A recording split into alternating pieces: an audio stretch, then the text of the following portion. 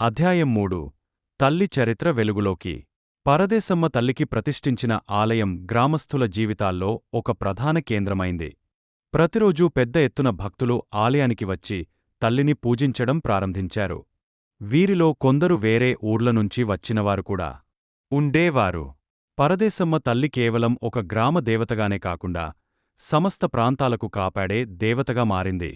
ఈ కాలంలో గ్రామంలో ఉన్న పండితులు, సన్యాసులు పరదేశమ్మ తల్లి గురించి మరింత తెలుసుకోవాలనే ఉత్సాహంతో తల్లివారి చరిత్రను తెలుసుకోవాలని ప్రయత్నించారు. తల్లివారు ఒక శక్తివంతమైన శక్తి రూపమని, వారి జన్మ గురించి పురాణాలలో ప్రస్తావించబడినట్లు గమనించారు. అనేక యుగాల క్రితం తల్లివారు ఈ ప్రాంతంలో ప్రాచీన కాలంలో దేవతగా కొలవబడి ఉండేదని, ఆ తర్వాత కాలగమనంలో మరచిపోయారని తెలియజేశారు. కాని తల్లి సాక్షాత్కారం ద్వారా మళ్లీ వారి భక్తులు తల్లిని గుర్తించారు. అధ్యాయం 4 తల్లి కరుణ. పరదేశమ్మ తల్లిని పూజించిన గ్రామస్థులు తమ జీవితాల్లో అనేక మార్పులను గమనించడం ప్రారంభించారు. ఒకానొక రోజు గ్రామంలోని బలరాం అనే రైతు తన పంటలు ఎండిపోవడంతో తీవ్రంగా ఆందోళన చెందాడు. బలరాం తల్లి ఆలయంలో రాత్రంతా దీపం పెట్టి పరదేశమ్మ తల్లికి ప్రార్థన చేశాడు. తల్లి అనుగ్రహంతో ఆ రాత్రి భారీ వర్షాలు పడ్డాయి. ఆ వర్షాలతో బలరాం పంటలు పునరుజ్జీవనం పొందాయి.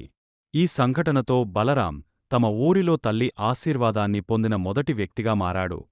ఈ వార్త విన్న ఇతర గ్రామస్థులు కూడా తల్లిని మరింత భక్తితో పూజించడం ప్రారంభించారు. అధ్యాయం 5 ఆలయ జాతర.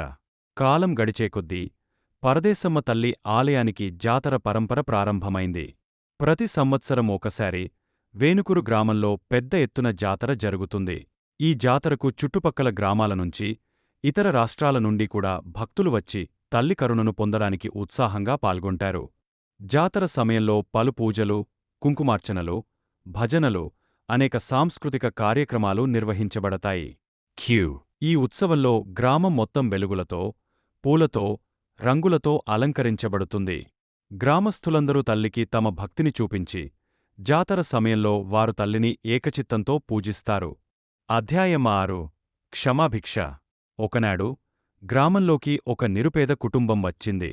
వారు తమ జీవితంలో చాలా కష్టాలనెదుర్కొంటున్నారు. ఆ కుటుంబానికి పరదేశమ్మ తల్లి పేరు తెలియదు, కాని ఊరిలో జరిగే జాతర వల్ల ఆ ఊరికి వచ్చారు.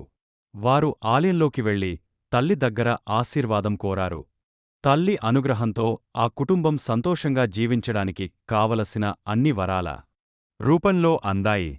వారిని ఆశీర్వదించడమే కాకుండా తల్లివారికి గ్రామంలోని ప్రజల సహకారంతో కొత్త జీవితం ప్రారంభించడానికి అన్ని సహాయాలు అందించింది. ఈ సంఘటనతో తల్లి కరుణ మరింత ప్రచారం పొందింది. 7వ అధ్యాయం కోసం ఎదురుచూడండి.